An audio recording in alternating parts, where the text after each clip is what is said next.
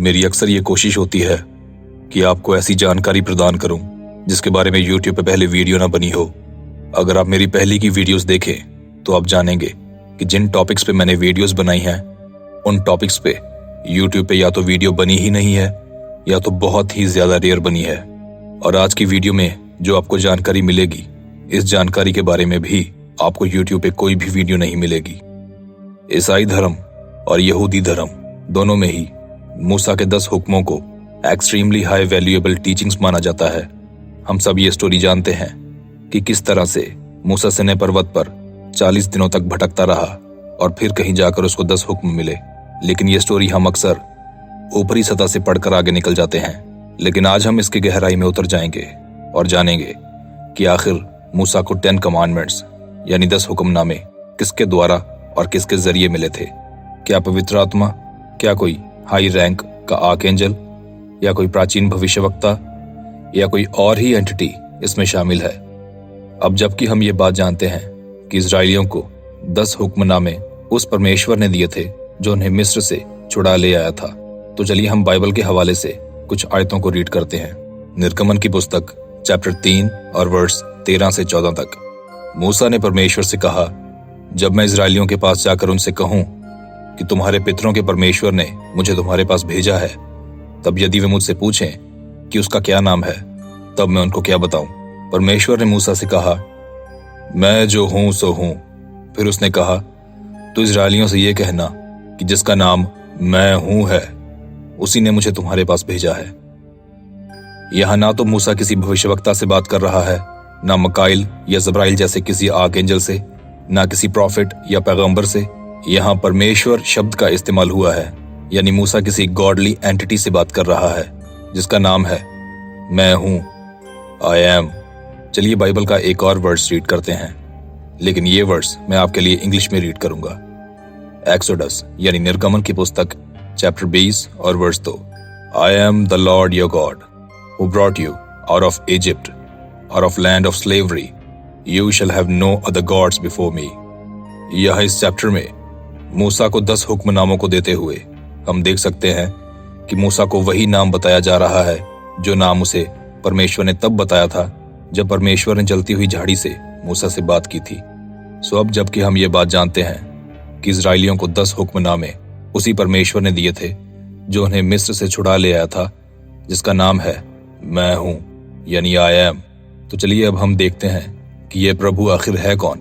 मैं पढ़ने जा रहा हूं बुक ऑफ जॉन यानी यूहन्ना की पुस्तक चैप्टर 8 और verse 58। Very truly I tell you, Jesus answered, before Abraham was born, I am. और हिंदी की पुस्तक अगर आप पढ़ें तो वहां लिखा है, यीशु ने उनसे कहा, मैं तुमसे सच सच कहता हूं कि इसके पहले कि इब्राहिम उत्पन्न हुआ, मैं हूं।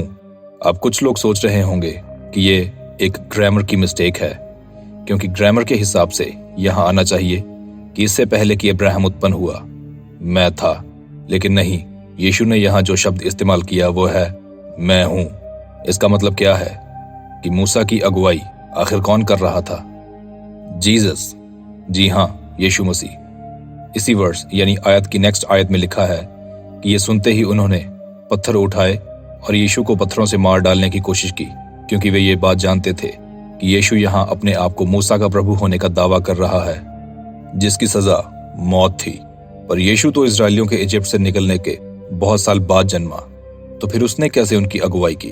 तो क्या इसका मतलब यह है कि कुंवारी मरियम से जन्म लेने से पहले भी यीशु का अस्तित्व था और वे मुकम्मल तौर पे काम कर रहा था? इस बात पे विश्वास करने के लिए हमें पक्के ठोस सबूत की जरूरत है, और वो भी बाइबल में से ही। इस सबूत को ढूंढने के लिए हम समय में पीछे और पीछे जाते चले जाएंगे, और इस बात की ऑथेंटिसिटी यानी प्रमाणिकता की खोज में हम इस बात की गहराई को खोदते चले जाएंगे।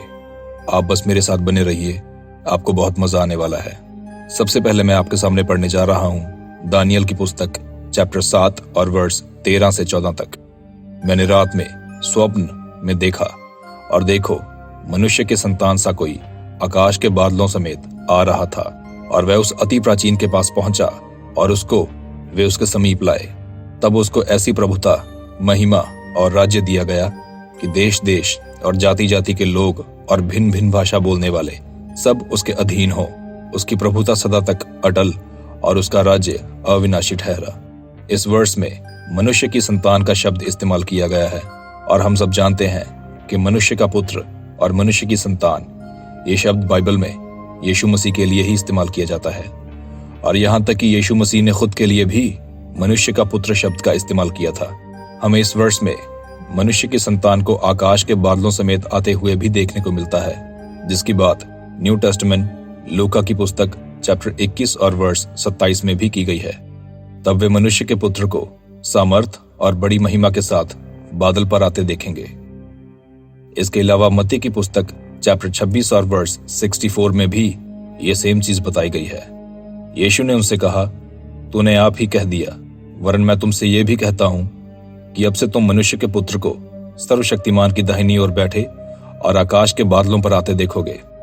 आगे मैं आपके सामने फिर से दानियल की पुस्तक में से ही पढ़ने जा रहा हूं, चैप्टर 3 और वर्ष 24 से 25 तक, जहां राजा नबूकदनेस्सर दानियल के 3 दोस्तों को सजा देता है क्योंकि वह राजा के सामने झुकने के बजाय परमेश्वर के सामने झुकते हैं।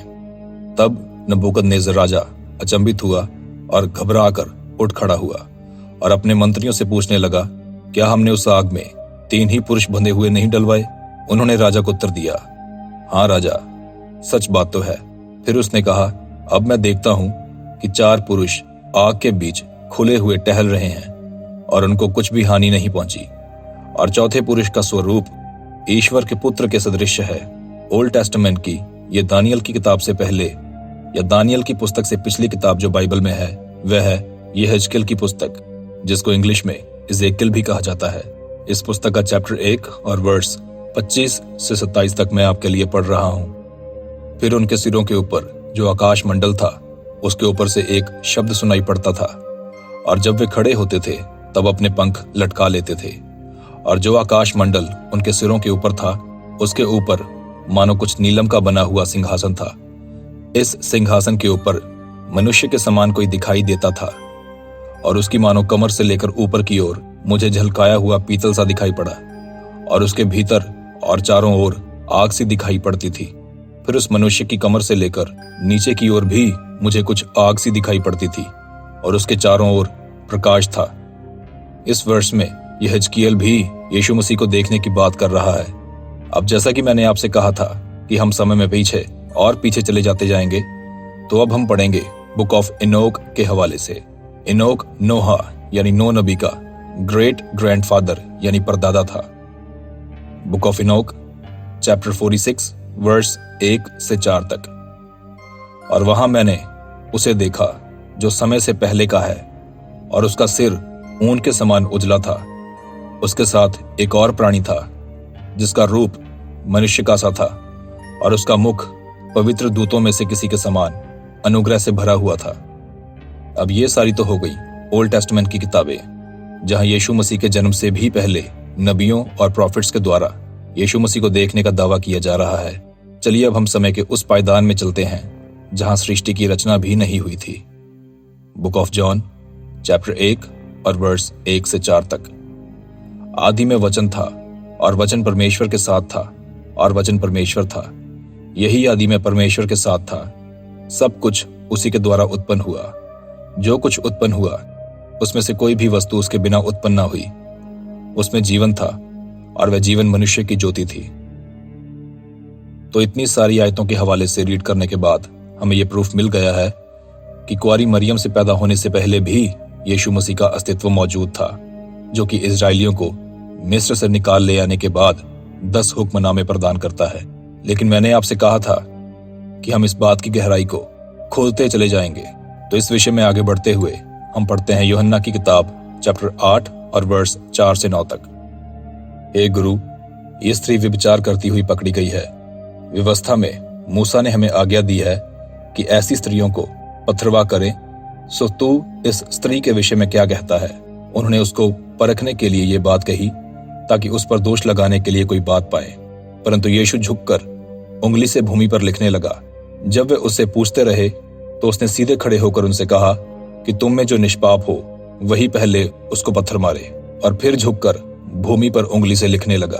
परंतु वे ये सुनकर बड़ों से लेकर छोटों तक एक एक करके निकल गए और यीशु अकेला रह गया और स्त्री वहीं बीच में खड़ी रह गई। यहाँ 6th वर्ष में हमने पढ़ा कि यीशु को जब मूसा के कानून के हिसाब से सवाल पूछा गया तो वे झुककर उंगली से कुछ लिखने लगा। आप जानते हैं क्यों? इस बात के जवाब में मैं आपके लिए पढ़ रहा हूं व्यवस्था विवरण यानी डिट्रोनॉमी चैप्टर 9 और verse 10। And the lord delivered unto me 2 tables of stone written with the finger of God। Hindi की बाइबल में लिखा है कि प्रभु ने अपने हाथ से 10 हुक्मों की पट्टियां मूसा को दी, लेकिन हिब्रू और इंग्लिश की बाइबल में लिखा है कि प्रभु ने अपनी उंगली से 10 कमांडमेंट्स यानी 10 कानून लिखकर मूसा को दिए। सो सवाल पूछने पर जब यीशु झुककर अपनी उंगली से जमीन पर लिख रहा था तो वह इस बात को दर्शा रहा था कि मूसा को हुक्मनामे देने वाला यीशु ही था, और फरीसी लोग उसी को उसके कानून में फंसाने की कोशिश कर रहे थे जिसने वह कानून दिए थे।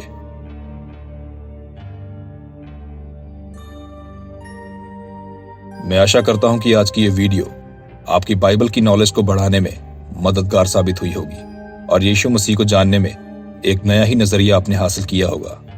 जाने से पहले मैं आप सबसे दरख्वास्त करता हूं कि नीचे दिए गए सब्सक्राइब के बटन को प्रेस कर दीजिए और साथ वाले बेल आइकन को भी प्रेस कर दीजिए ताकि आपको मेरी आने वाली वीडियोस का नोटिफिकेशन मिलता रहे।